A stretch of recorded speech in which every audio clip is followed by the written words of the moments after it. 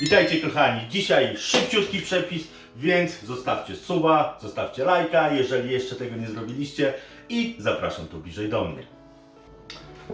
Rozkłócamy 2 jajka, dodajemy szczyptę soli, pieprz,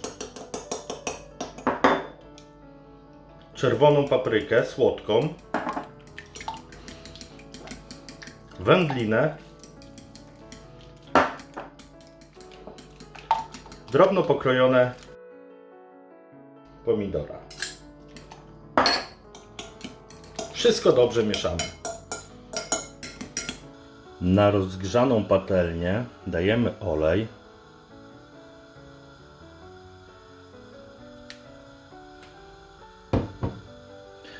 Po czym trafia nasze wymieszane jajko.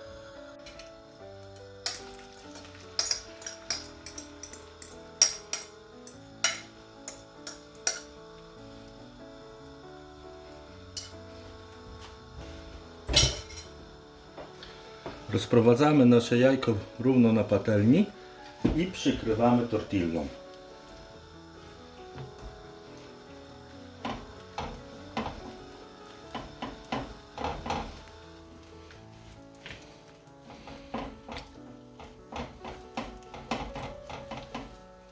Na delikatnym ogniu smażymy około minuty. Po upływie minuty, pomagając sobie małym talerzem, przewracamy naszą tortillę na drugą stronę. Teraz dodajemy szczypiorek.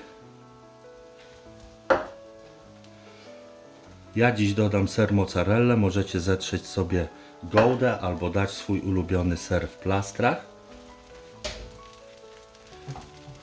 Następnie składamy naszą tortillę na pół.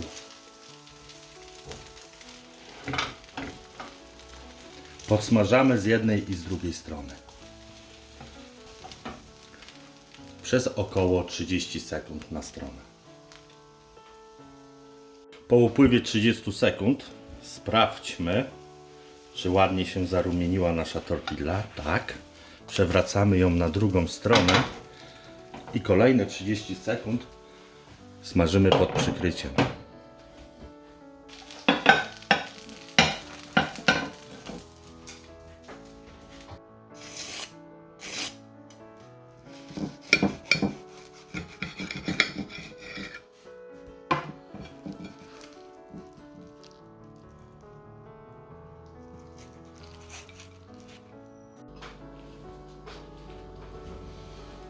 Polecam ten prosty przepis z samych smacznych dni, kochani.